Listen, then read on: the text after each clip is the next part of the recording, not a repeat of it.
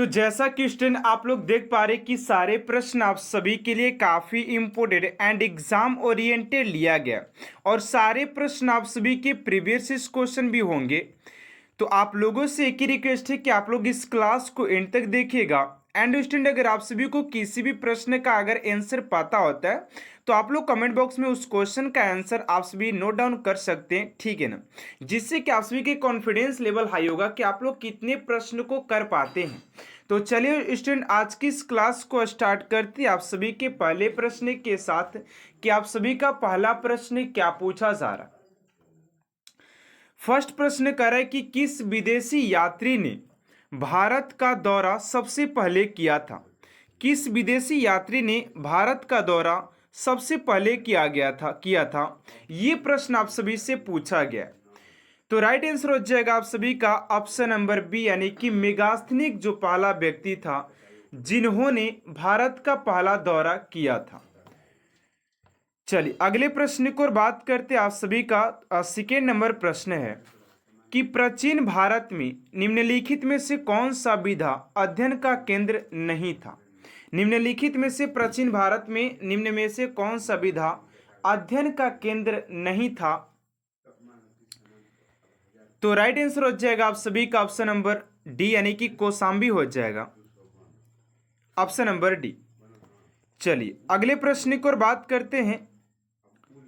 आप सभी का अगला प्रश्न थर्ड नंबर पूछा जा रहा है कि शून्य की खोज किसने की थी। तो शून्य की खोज की बात करते तो ये आप सभी के आर्यभट्ट हो जाएंगे। ऑप्शन नंबर बी आप सभी का राइट आंसर हो जाएगा। चलिए अगले प्रश्न की ओर बात करते आप सभी का 4 नंबर प्रश्न है कि महापाषाण संस्कृति हमें दक्षिण भारत के उस ऐतिहासिक युग से परिचित कराती है जब महापाषाण काल में उपयोग में लाए जाते थे। तो इस क्वेश्चन का राइट आंसर हो जाएगा आप सभी का ऑप्शन नंबर सी, यानी कि बड़े पत्थरों से घिरे कई समाधियां यानी कि कब्र को लाया जाता था, ठीक है ना। ऑप्शन नंबर सी आप सभी का राइट आंसर हो जाएगा। चलिए अगले प्रश्न की ओर बात करते हैं आप सभी का 5 नंबर प्रश्न है कि किस पुस्तक का 15 भारतीय और 40 विदेशी भाषाओं में अनुवाद किया जा चुका है। इस क्वेश्चन को स्टार मार के लिखिएगा क्योंकि काफ़ी ज़्यादा इंपॉर्टेंट प्रश्न है आप सभी के लिए। राइट आंसर हो जाएगा आप सभी का पंचतंत्र हो जाएगा। ऑप्शन नंबर सी स्टूडेंट आप सभी का राइट आंसर हो जाएगा।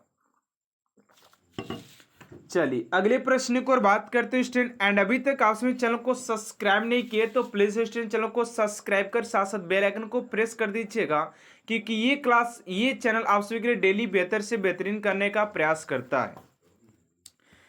चलिए अगले प्रश्न की ओर बात करते हैं आप सभी का 6 नंबर प्रश्न है कि न्यूमिस्मेटिक्स क्या है।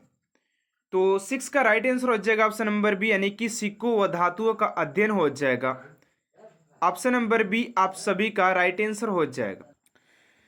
चलिए अगले प्रश्न की ओर बात करते हैं आप सभी का 7 नंबर प्रश्न है कि हितोपदेश के लेखक कौन है।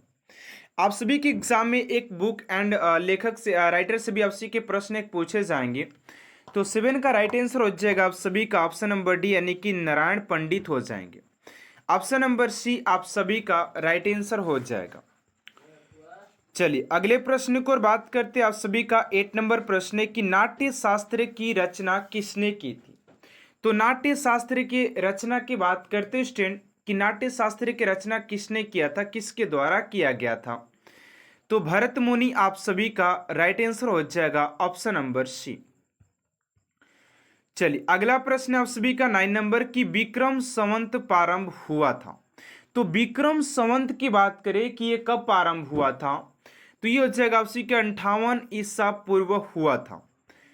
चलिए अगला प्रश्न आप सभी का 10 नंबर की अंकोर वाट कहाँ स्थित है। तो अंकोर वाट की बात करें तो आप सभी के कंबोडिया हो जाएगा। अगला प्रश्न है कि पूरा पाषाण काल में आदि मानव के मनोरंजन के जो साधन थे ना वो शिकार हुआ करते थे, ठीक। आदि मानव जो क्या करते थे, शिकार करके अपने मनोरंजन को करते थे। चलिए अगले प्रश्न की ओर बात करते 12 नंबर प्रश्न है कि निम्नलिखित में से किसकी चालकोलिथिक एज कहा जाता है, किसको कहा जाता है। तो 12 का हो जाएगा सी, यानी कि ताम्रपाषाण युग को कहा जाता है। चलिए अगला प्रश्न है कि प्रवासवदत्ता के लेखक हैं। 13 का हो जाएगा ऑप्शन नंबर बी यानी कि आभास हो जाएंगे।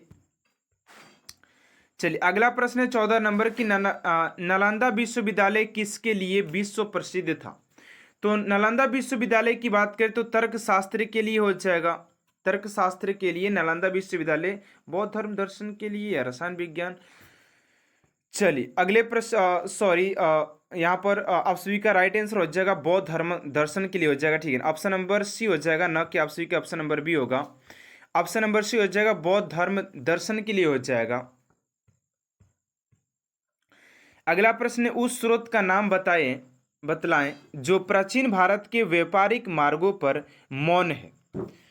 15 का हो जाएगा बी यानी कि मिलिंद पोहो हो जाएगा।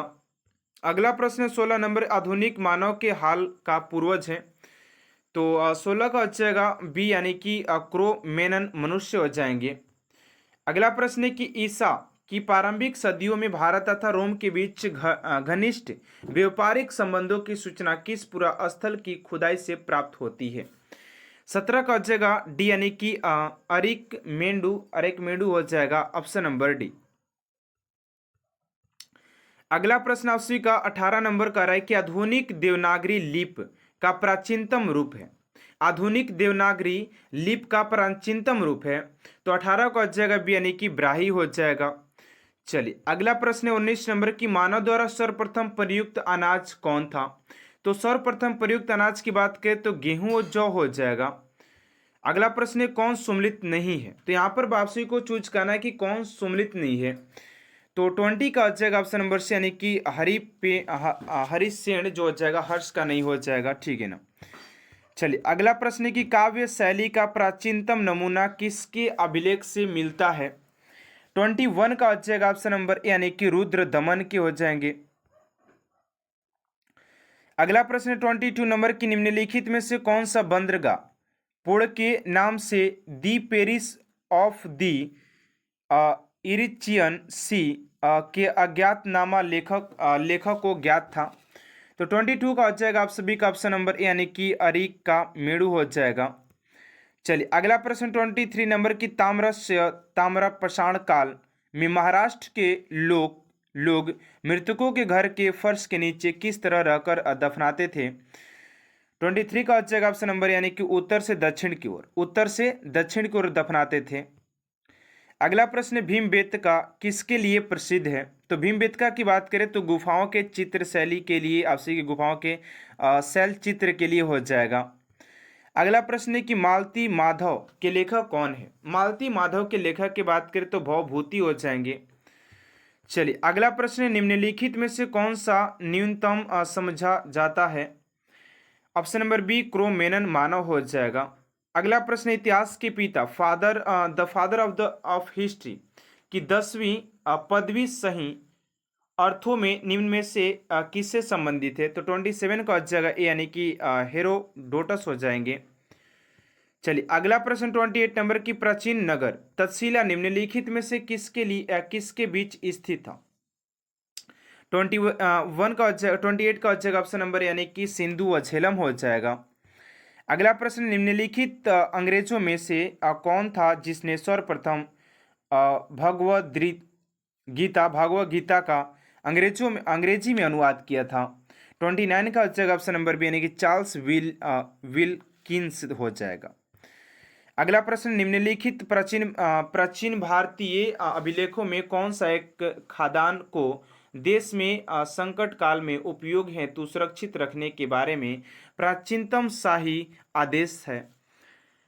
तो सोहगौरा ताम्रपत्र हो जाएगा। अगला प्रश्न है प्राचीन भारत में निम्नलिखित में से कौन सी एक लिपि दाईं ओर से बाईं ओर लिखी जाती है। तो 31 का हो जाएगा आपसी की खरोष्ठी लिपि हो जाएगा। अगला प्रश्न है निम्नलिखित में से कौन सा एक प्राचीन भारत में व्यापारिकों का निगम था। तो 32 का हो जाएगा डी यानी कि मणिग्राम हो जाएगा। अगला प्रश्न है मुद्रा राक्षस नामक पुस्तक के लेखक हो जाएंगे आप सभी के विशाखा दत्त हो जाएंगे। अगला प्रश्न है बौद्ध, जैन और ब्राह्मण धर्मों में कौन सी धारण एक जैसी है।